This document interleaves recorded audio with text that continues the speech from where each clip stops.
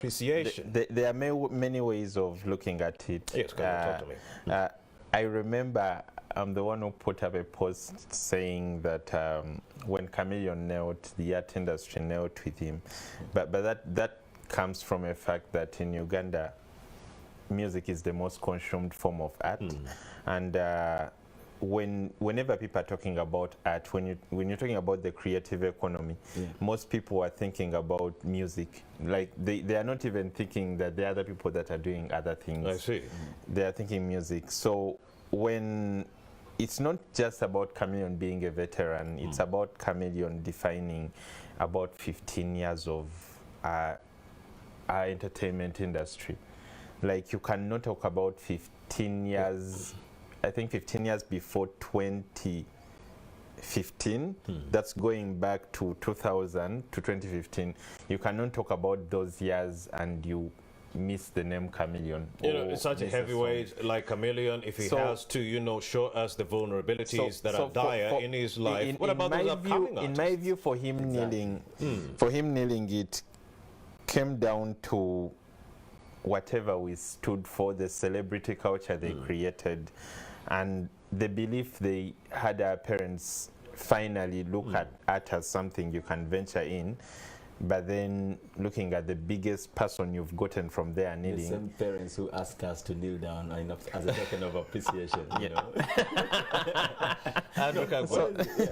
Do you really think parents really wanted their children to join the arts? I remember I was very good at singing. Better than Chris Brown back in the day, 8-9 years. But then my father said, there's no chance. This industry is the worst. You won't even, you know, make it. I actually believe they had changed their perceptions about it. I feel like when they saw what these guys were doing with their music, I could tell you a story. I grew up in Kamocha. And very many times Ruby used to come around. My mom used to work at the community, the one he sings about in Speciosa, like Yabelanga Kamocha community. I used to stay at that community. And so my mom was very active in stoning Bobby Wine because they had tried to beat him and it was hard whenever he used to come to talk to the girls around. So they resorted to stoning him when they see him come around. And just few years back when he stood for MP, my mom was like, this young man has come out to be an exemplary person. So at that moment, she wasn't looking at him as the other guy. They used to tell us, never be like that person, because he was an example they gave. Never be like that person, because he used to show up without buttoned shirts, and of course, he had locks. You know, Alex Muhanji, when we talk about parents, we have parents in government, right?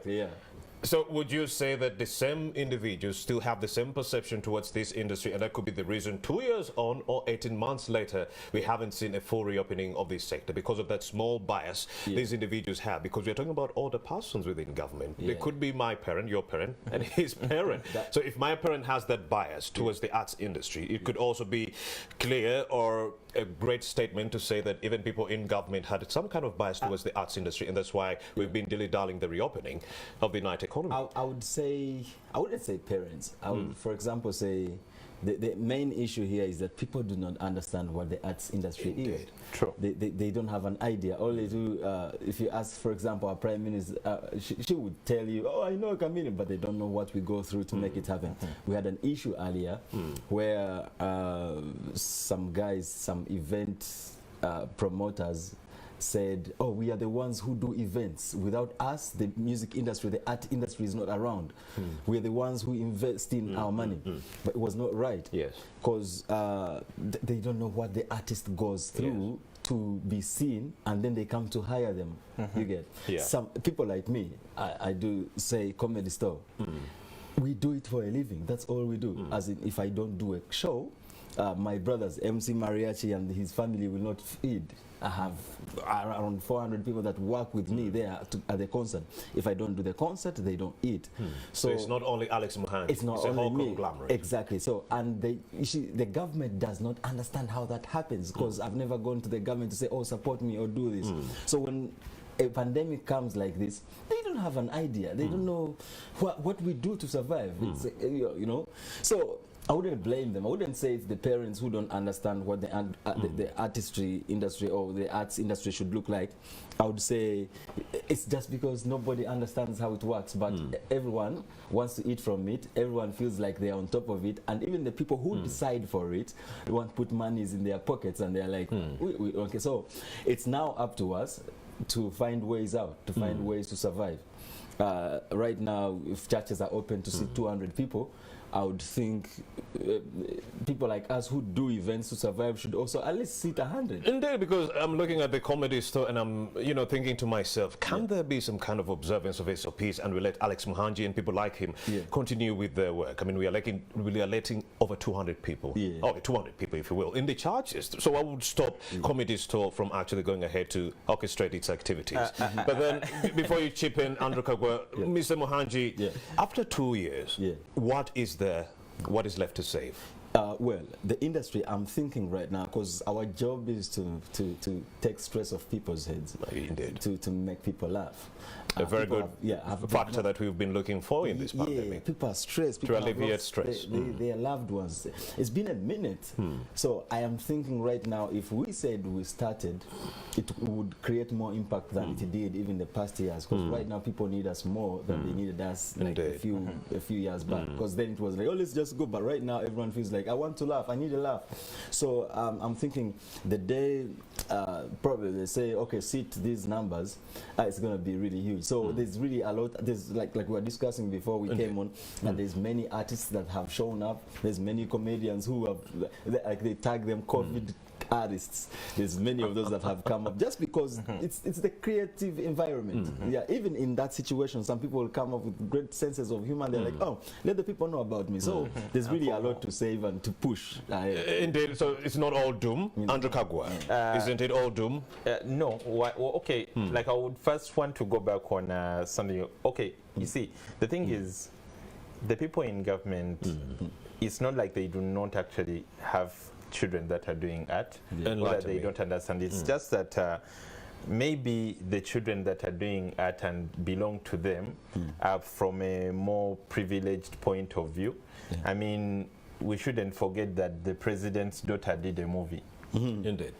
So, 27 guys. Yes, she did a movie and it was at the cinema for, I think, 3 weeks.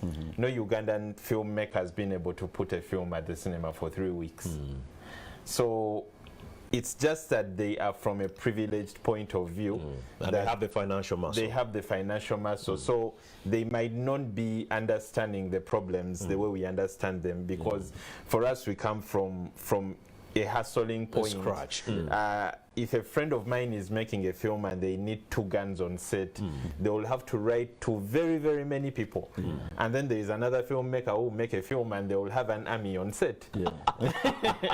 I hear you. Yeah. So it's just from a different points of view. Maybe that's why they do not understand us. But yeah, if there is anything to save, there is a lot to save. This is the creative industry, you shouldn't forget. The creative industry can never disappear.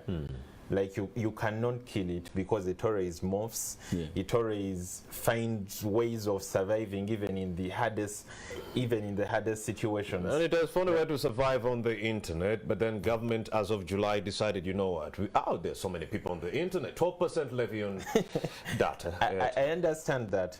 So truth is, when you open today, maybe people are not going to react the way they reacted then, in the same kind of way. When it comes to observance of SOPs? No. When it comes to showing up, how they used to have fun, like you want to enjoy a joke and you'll be like, oh, mana kakubi, like you're wearing a face mask and the laughs are muffled. Yeah, even you're wearing a face mask. So things are going to be different a bit.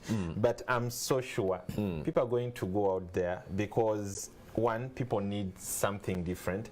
And you see, I don't really understand why we are opening in, like, how did they call it, staggering manner, like when they were talking about opening schools the first time. Staggered reopening. The staggered reopening. I do not really understand why we are reopening in a staggered manner, yet we can just have a streamlined thing, like if churches are opened, because I mean, some of these churches are happening in theaters where comedy happens. Like, we know that. Someone is conducting a church at Theatre La Bonita. Yet we did have creative people. And when you look at Theatre La premises. Bonita, the pastor is going to be up. He'll be talking to people down. Just like a comedian is going to be up and is talking to people down. That's why we are talking about good or political will. So it's not that. No, that's I mean, exactly others, what you it's say. discriminative. Yeah, it's no, actually I would say they don't understand what's going on. These guys don't know. They say, oh, a church. They imagine a church, but when we tell them a comedy show, they're like, comedy show. Like, right now, I think the president himself has a very big problem with people that drink. I see. So whenever he sees entertainment, the very first thing that comes to his mind, people are going to drink. No sobriety to observe SOPs. But trust me, in a church nga moya kote bulungi, like you know these things, moyo nga kote bulungi, people will be all over the place, like they will not observe any SOPs. But I still say, yes, Alex. I still say that I think whichever parastatal that runs, say, the arts industry, they need to get into it much more deep and understand how it works. Because I would say, like, I will speak for myself. When we're doing comedy store, we don't sit. You noticed that, like, there's a way the way we sit and say, for example, here, we leave spaces for people to have fun.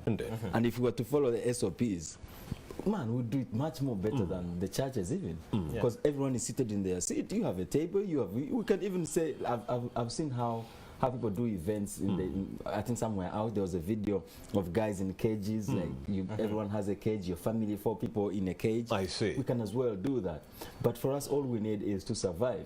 So would you advocate for the banning of alcohol maybe at these premises if that's the problem the president is having? No. Alcohol is not the issue. Actually, if you noticed, I've heard that the breweries are making much more money when people drink from home than they did before. Exactly. So alcohol is not the issue. But I guess people don't understand how we work. I'll stick to that, because if they understood how we work, they would know that, oh, someone can drink their alcohol and they stay in their seat. They would just laugh and go back home. Even it's just to have a good time. Yeah, like another event of, say, 500 people. People seated at Kampala Serena Hotel.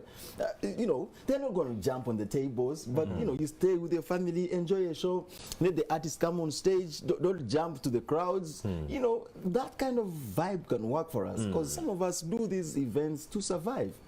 So right now, there's no survival. You know? So I would think if there's a way, try to listen to us, find out how this works, you know, to save us to also survive. Because now, when they say stimulus fund, and you'll never see it. Right now, my phone, I kept looking at all the messages that would come.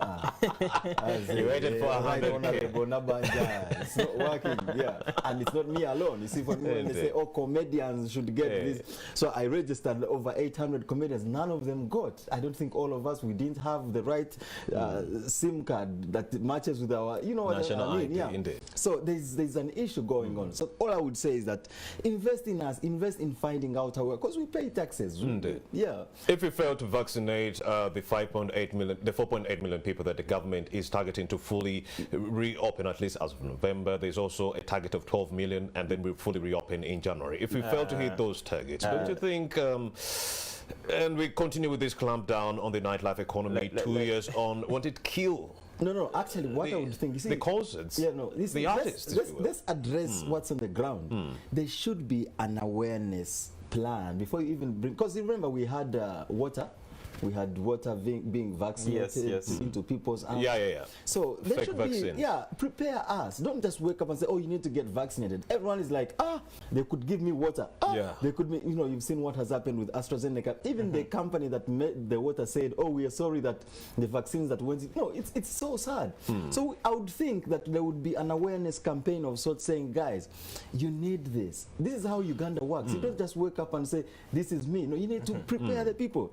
I know we in the pandemic, but to create that little bit of like, you know, guys, you need to be vaccinated for you to go around and do things. And if you don't do that, you know, people watch Facebook, they see people saying, oh, don't get vaccinated, and someone is like, oh my God, we shouldn't get vaccinated, which is wrong. So I would think that also consider an awareness campaign to demystify the misconceptions. Exactly. For us, if we're going to achieve what, the targets of say 5 point something, 4.8. Yeah, exactly.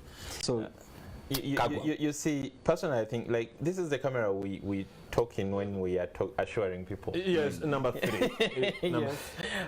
One, I do not think the government has a right to make projections of they want to open the industry when we have 4.8 million vaccinated people if they are not buying the 4.8 million vaccines.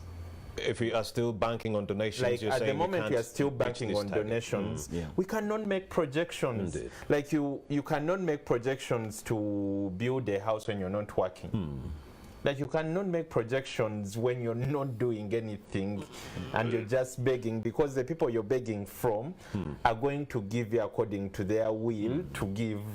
For now, they could be having the vaccines. NMS has nearly 3 million vaccines. They just need a few more. Remember, everyone to is actually taking, ensure. Everyone is taking like 2 shots. Like two so shots. when you have 3 million, you're talking about 1.5 million people. Indeed. So we can only make projections if we actually go out to buy 10 million for the 5 million people we want By to December, we shall have some 12 million vaccines coming in. But then, of course, the target, the issue is if we are getting 12 million vaccines by December, how can we reopen in January without actually inoculating people with those 12 million vaccines? So the targets, are they actually very, very reasonable? When they say in November we are going to reopen post-secondary institutions, when they say in January of 2022, it seems like we are only 3 months away and then the process is being delayed. Are they just putting these targets to just say, oh, we put a target, but we didn't hit it because maybe Ugandans did not come out for these vaccinations? But then he says there was never sensitization. It's a staggered manner. So for me, I would say that I think we should learn to live with COVID. That's also true. Because there's no way it's going to run away, even with vaccines, even without. I heard the president say that the chief administrative officers in districts who don't enforce that people get vaccinated, or where say you have vaccines and they expire, yeah, you will lose your job.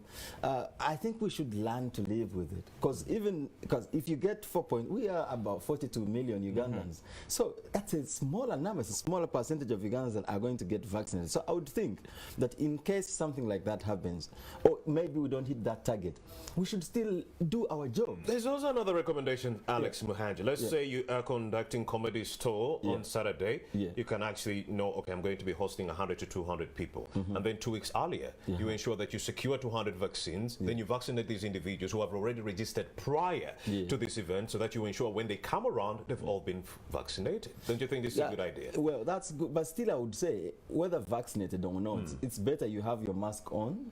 It's better you follow the SOPs.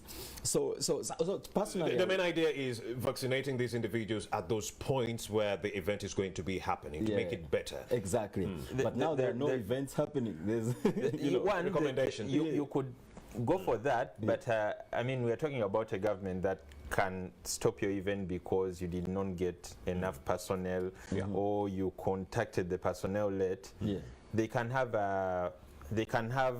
a Ministry of Health official at events. I believe we can start by opening smaller events. Say you're opening Alex Muhanji and you don't expect him to have more than 200 people. And then there is a precondition that everyone that's coming for the show must have a vaccination card, because we are given cards which you can present. Like I know at the beginning that can be hard. You might end up with half the number, but as it goes on, because people are still getting vaccinated, that might actually solve the things more than keeping the industry closed until you hit a certain number which you're not so sure that you're going to hit at a particular kind of time, because people are also dying. Like today someone might get fully vaccinated and they are knocked by a car.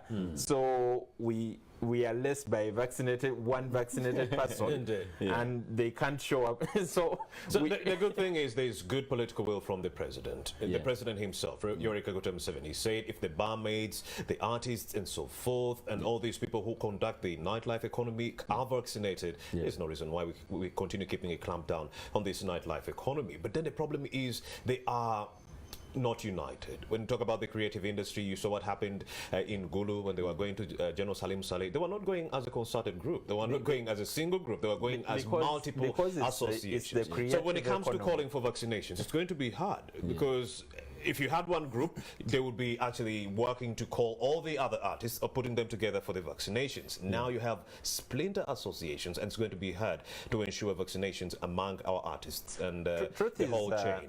I would really expect the likes of Alex Muhangi. Like I mean, if we left Serena right now, people recognize him more than they do recognize me. Are you sure? Andrew Kagwai, they actually don't even for the longest time. They actually don't care about who I am. So I really think it's time people like Alex Muhangi, they come out and actually encourage people to go out and vaccinate, because for some reason Ugandans believe in their celebrities a lot. They listen to them. So I think if artists, comedians, even presenters actually come out and tell people to go out and vaccinate, maybe they'll be adding on the voices. At the moment, there were very many voices coming from social media and everything, people telling people the vaccine is dangerous. If we can see more pictures of, say, Eddie Kenzo getting that shot, Alex getting the shot. See, that's what he's talking about. In the beginning, we failed to come together as artists. So right now, it's a bit of a challenge. Even the government doesn't know how to reach us and say, how can we use your arms as people who are famous, who can influence, how can we use you to make people vaccinate? You understand? So that's why he's talking about, if we fail to come together under all our associations, how are we going to influence crowds to go and vaccinate? So, but I would say, to me, I would think that if someone like is out there, and you really feel like, I miss to go and watch a show. Not like the guys who are going to perform.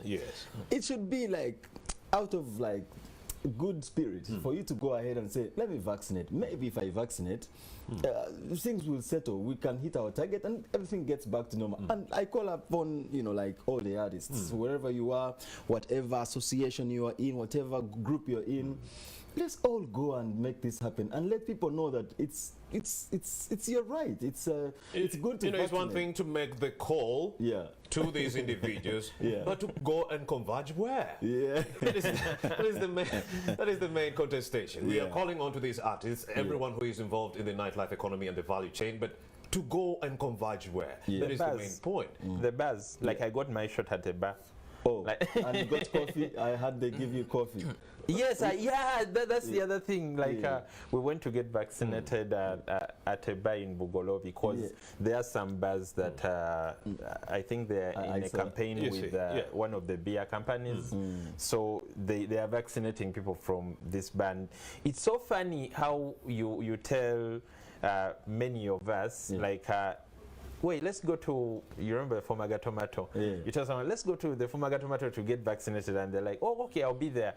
Or you tell them, let's go to Chiswa, which is also a hospital in Bugolobi. And they're like, so where is Chiswa?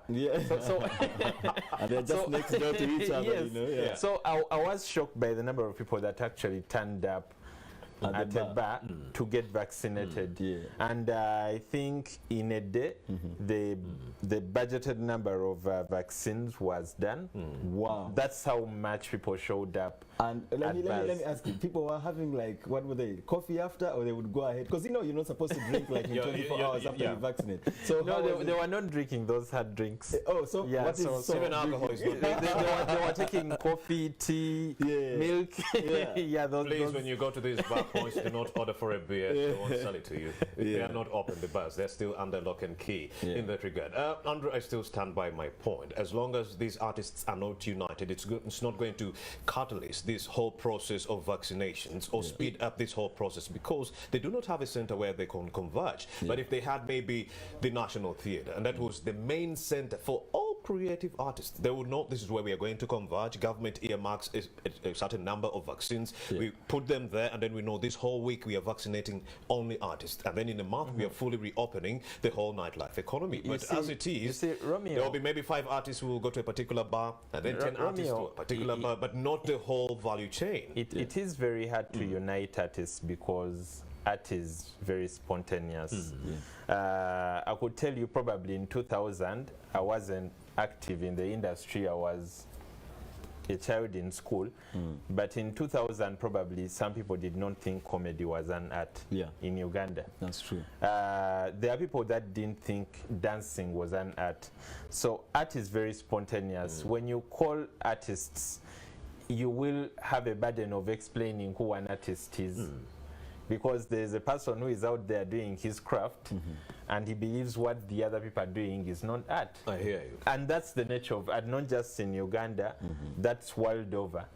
Which is the reason why when you find all art establishments, you will notice that they are not run by direct artists. They are run by businessmen that saw a need.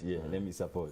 And then they supported. And so it might be an initiative of artists, an individual artist, to maybe rally the people that are following him, the people that believe in him, to actually come and get vaccinated. Yes, as Muhanji. I will say this as well. There's something that people don't understand. Say, for example, when you talk about the National Theatre, can you believe I've never performed at the National Theatre? I do know that for a fact. I would always wonder. Ever. And it's not me alone. Many artists have grown up. Some don't even know where the National Theatre is. And away from the National Theatre, Alex Muhanji, many have maximized on the power of the internet. How is that money coming back to them? Exactly. No, now you see, a guy who does his, say for example, uses YouTube and gets his money, when you tell him that, oh man, we need to vaccinate so that we can now do concerts. So like, oh, for real? He doesn't know the new normal? Exactly, But then you're like, you cannot sustain it. There's a 12% tax on data and so forth. And then it still looks like you're like, no, you don't get it. So that's the thing.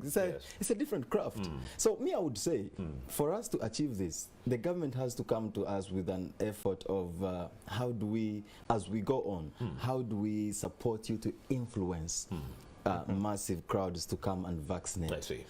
We will find even in our associations, which actually General Saleh did a great job and put them together. All the associations are clustered really well, and a National Culture Forum. So now everyone knows where they belong. Whether you're a comedian, you know, in your association as a comedian, you belong somewhere. So it's easier now. I could tell you for a fact, Alex Muhanji, ever since the onslaught of this pandemic, Morning at NTV has been actually putting these recommendations forward to the president.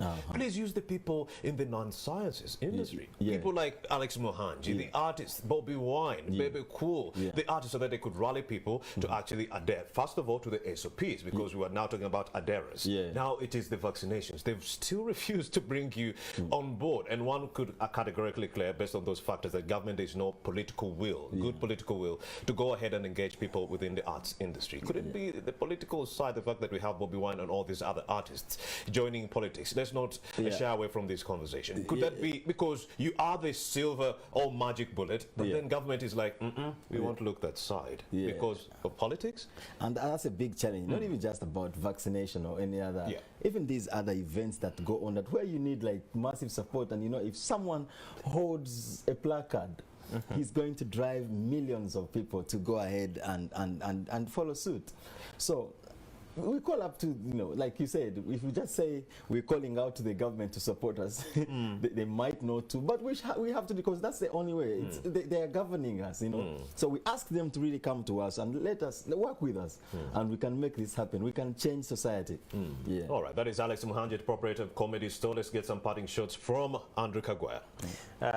One recommendations to the government on how best we can speed up the vaccination exercise, and also recommendations on how safely we can reopen the economy. Like you see, being a journalist with dreadlocks has taught me one thing since 2017. Go ahead. I'm always a candidate for arrest. Like, just someone sees you and they believe they You're should high. arrest you. If you had a red shirt on, it would be compounded trouble. I don't know how bad it would be if I had a red tattoo, shirt. you would be in Italy. If I had a tattoo, then it's more dangerous. So okay, like truth is, there is no political will. There is no political will at the moment. Yeah. But I think whoever is watching this and is from the government, they just need to know you cannot fight art. It's better for you to work with it than trying to fight it. Yeah. So try to work with artists. You will be so shocked by the numbers they will drive to those vaccination points. And I agree that, and I second it. Morning at NTV seconds that thought people in the non-sciences can actually do more. The arts and culture creatives can actually go ahead in mobilizing individuals to go and clamor for these vaccinations. Alex Muhanji, the proprietor of Comedy Store, thank you very much for coming through. You're we welcome. shall interact you at a later point when they actually do reopen, so that we talk about how are the first 5 days or 90 days in that regard. I'm looking forward. Andrew Kagwa, thank you for coming through. Please look out for the police. Always, watch out for your protection, my good sir.